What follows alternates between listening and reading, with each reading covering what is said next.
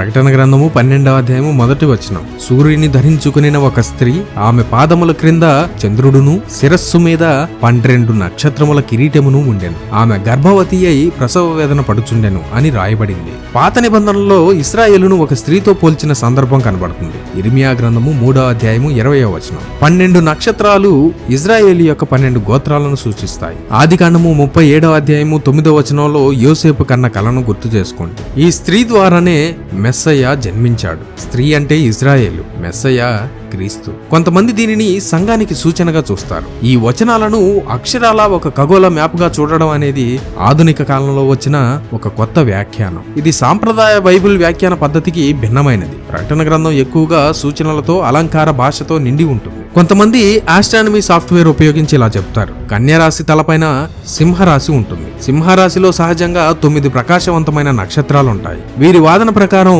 ఆ 9 నక్షత్రాలకు అదనంగా 3 గ్రహాలు, మెర్క్యూరీ, మార్స్ అండ్ వేనస్, మొత్తం 12 నక్షత్రాలుగా ఒక కిరీటంలా ఏర్పడతాయి. పురాతన కాలంలో గ్రహాలను కూడా రొటేటింగ్ స్టార్స్ అని పిలిచేవారు. ఈ ఖగోళ అమరిక అంతా సెప్టెంబర్ 23, 2017 నాడు జెరూసలేం నుండి చూసినప్పుడు ఖచ్చితంగా ఏర్పడిందని వారు వాదించారు. ఈ సంఘటన వేల సంవత్సరాలలో ఒకసారి జరిగే అరుదైన దృశ్యం అని, ఇది అంత్యదినాలకు మరియు సంఘం ఎత్తబడుటకు ఒక గొప్ప సూచన అని వారు ప్రచారం చేశారు. ప్రతి సంవత్సరం పలానా నెలలో రాకడ జరుగుతుందనే విషయాలు వైరల్ అవుతూనే ఉన్నాయి. ముఖ్యంగా ఈ సెప్టెంబర్ నెల గురించి ప్రతి సంవత్సరం మాట్లాడతారు. రాకడ పలానా నెలలో జరుగుతుందో లేదో మనం ఖచ్చితంగా చెప్పలేం, కానీ ప్రపంచ వాతావరణాన్ని బట్టి అంచనా వేస్తారు, లాజిక్స్ వాడతారు, రిపీటెడ్ గా జరుగుతున్న సైన్స్ స్టడీ చేస్తారు, క్యాలిక్యులేషన్స్ వేస్తారు. ఇవన్నీ కూడా అంచనాలుగా మాట్లాడుతున్నవే తప్ప ఇదే జరుగుతుంది అని ఎవరు చెప్పలేరు. కాబట్టి ఇది కేవలం సంచలనం కోసం సృష్టించిన ఒక ఇంటర్నెట్ పుకారు మాత్రమే. అవి అటెన్షన్ గెయిన్ చేయడానికి సృష్టించే విషయాలు. కాబట్టి మనం వాటి మీద